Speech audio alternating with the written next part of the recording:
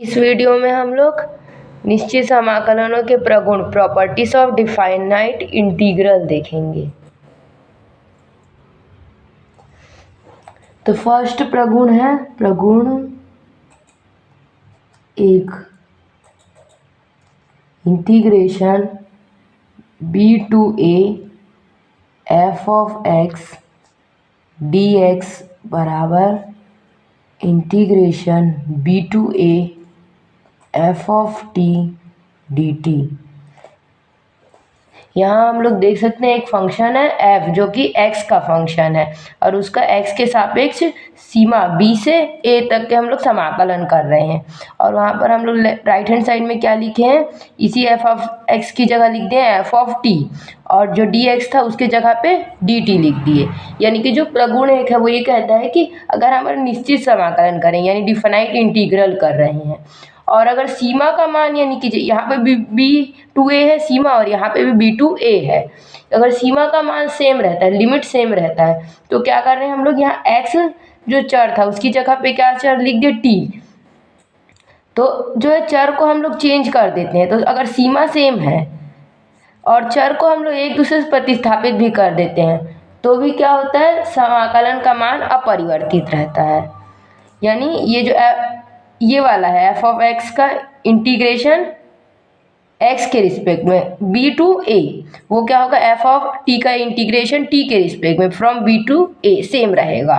दूसरा प्रगुण है integration f of x dx from b to a, ये होता है minus of a to b f of x dx। अब हम लोग यहाँ क्या किए, हमारे पास f ऑफ x एक फंक्शन है जो कि x का फंक्शन है और इसका हम लोग क्या करें, x के सापेक्ष समाकलन करें from limit b to a। अब हम क्या करते हैं, अगर इसके लिमिट को ऊपर नीचे करते हैं, मतलब कि अपर लिमिट को लोअर लिमिट में और लोअर लिमिट को अपर लिमिट में करते हैं। जैसे यहाँ पर अपर लिमिट b था और यहाँ पर हम क्या कर दिए, अपर लिमिट a कर दिए, वैसे यहाँ लोअर लिमिट क्या है, a है और वहाँ पर हम क्या इस तरफ क्या कर दिए, लोअर लिमिट b को कर दिए हैं। तो अगर हम लोग क्या करते हैं, जो लिमिट है उसको ऊपर नीचे करते हैं यानी अपर को लोअर में या लोअर को अपर में, तो हमको सामने क्या करना पड़ेगा, इंटीग्रल के माइनस का साइन करना पड़ेगा। प्रगुण 3 है f integration f of x dx from b to a। अगर हम लोग क्या कर रहे हैं, एक समाकलन है हमारे पास, मतलब एक फंक्शन है f ऑफ x और उसका क्या है, हम लोग समाकलन कर रहे हैं x के रिस्पेक्ट में b लिमिट से a लिमिट तक के। तो हम लोग मान लो कि ऐसे स्पेस में हो रहा है ना, मतलब a है सबसे लोअर लिमिट, उसके बाद क्या है c है एक लिमिट और सबसे बड़ा लिमिट है b। तीन उसमें अगर 3 पार्ट में उसको डिवाइड करना चाह रहे हैं इस इंटीग्रेशन को, मतलब हम लोगों के पास ये इंटीग्रेशन कैसे लिखा हुआ है, डायरेक्ट b से a में लिया है, अपर लिमिट b और लोअर लिमिट a, लेकिन हमको इस c को भी इंक्लूड करना है इंटीग्रेशन में। तो हम लोग इसको कैसे पार्ट में तोड़ेंगे, c to a f of x dx, c to a ये वाला को पहले कर लिए, फिर इस वाले पार्ट को b to c f of x dx। प्रगुण 4, चौथा प्रगुण है integration f of x dx from a to 0। अगर क्या है, एक फंक्शन है f जो कि x का फंक्शन है और उसका हम x के सापेक्ष समाकलन कर रहे हैं और इसमें लिमिट क्या है, a से 0 है, यानी अपर लिमिट a है और लोअर लिमिट 0 हो।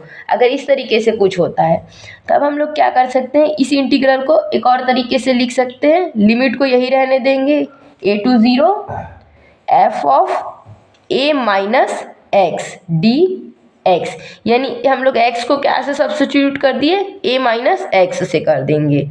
प्रगुण 5, पांचवा प्रगुण है, अगर हमारे पास f ऑफ x एक फंक्शन है जिसका x के सापेक्ष समाकलन कर रहे हैं और इसमें अपर लिमिट है a और लोअर लिमिट है माइनस a कोई अचर संख्या है तब हम लोग क्या करेंगे, यहाँ क्या सेम है, मतलब सेम वैल्यू होगा, यानी 4 टू -4, 2 टू -2 इस तरीके का अगर लिमिट दे रखा है और फंक्शन दे रखा है, तो इसका जो समाकलन होगा वो क्या होगा, वो जो समाकलन होगा ये f(x) किस तरीके का फलन है इस पे निर्भर करेगा। अगर जो है, पहले तो हम लोग इसको ऐसे लिख सकते हैं, 0 टू a f(x), इसको, ये फंक्शन को ना, प्लस f(-x) dx, ऐसे लिखा जा सकता है। अब इसको बराबर को यहाँ लिख देते हैं।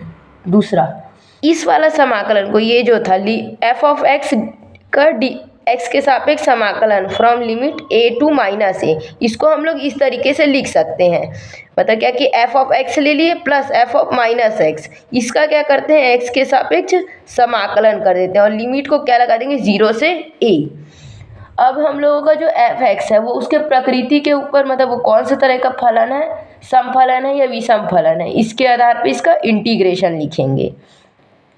अगर ये जो है एक समफलन है तो हमारे पास होता है 2 × 0 टू a f(x) dx। यहाँ लिख लेते हैं व्हेन, जब f(x) क्या है, समफलन है, यानी इवन फंक्शन है, समफलन है, और ये क्या होता है, ये इंटीग्रेशन 0 हो जाता है जब क्या हो, f(x) विषम फलन है, यानी ऑड फंक्शन है। मतलब जब भी हमारे पास ऐसा कुछ फलन देता है, फंक्शन देता है, और उसका इंटीग्रेशन करने पड़ता है, कहाँ से, लिमिट पॉजिटिव वही वाला वैल्यू और लोअर लिमिट में रहेगा नेगेटिव वही वैल्यू, जैसे 5 टू -5, 4 टू -4 ऐसा।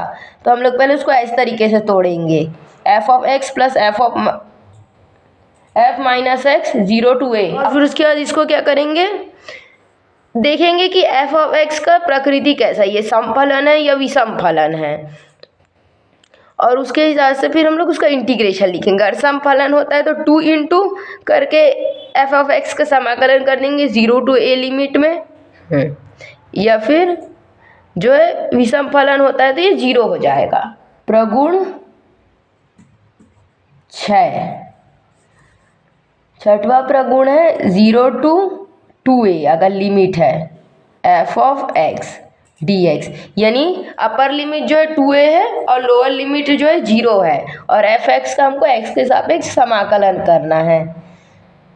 तब कैसे हम लोग लिख सकते हैं इसको, तो इसको हम लिख सकते हैं 3 तरीका से। पहला, 0 to a f(x) plus f(-x), इसका समाकलन लिख देते हैं।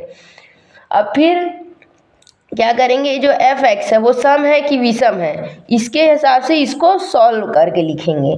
तो मान लो जो f(x) अगर, अरे इधर रुक जा, इधर वो करना पड़ेगा, इसको हम लोग इस तरीके से लिखेंगे, यानी लिमिट को कर दिए 0 टू a, एक बार इसको प्लस में रख दिए, एक बार माइनस में रख दिए, या हम लोग क्या कर सकते हैं, 2 को बाहर निकाल लेते हैं, 0 टू a ही रहेगा limit, upper limit a, lower limit 0, f(x) dx।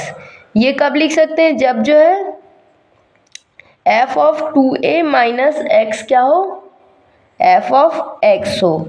पहले ये देखेंगे हम लोग कि f(2a - x) क्या f(x) है, तब हम लोग इस तरीके से लिखेंगे। और अगर f(2a - x) जो है, f(2a - x) क्या हो रहा है, -(x) f(x) हो रहा है, तब हम लोग इसको 0 लिखेंगे। मतलब वही किए हैं हम लोग, जो f(x) है उसको चेक किए हैं कि ये जो समफलन है या विषम फलन है। ये क्या है, समफलन है। अगर समफलन है तो हम लोग यही 2 गुणा जो इसमें लिखे थे वैसे ही 2 गुणा और फंक्शन का इंटीग्रेशन कर देंगे वो, और विषम फलन होगा तो 0 हो जाएगा इंटीग्रल। प्रगुण 7, सातवां प्रगुण है f(x) dx, और लिमिट है इसमें, अपर लिमिट है b और लोअर लिमिट है a। तब हम लोग इसको कैसे लिख सकते हैं, वही लिमिट को सेम रहने देंगे, अपर लिमिट भी लोअर लिमिट है एफ ऑफ, ये लिमिट को जोड़ देते हैं, ठीक। और ये जो x है इसको इसमें से घटा के dx, इस तरीके से भी हम लोग इसको लिख सकते हैं।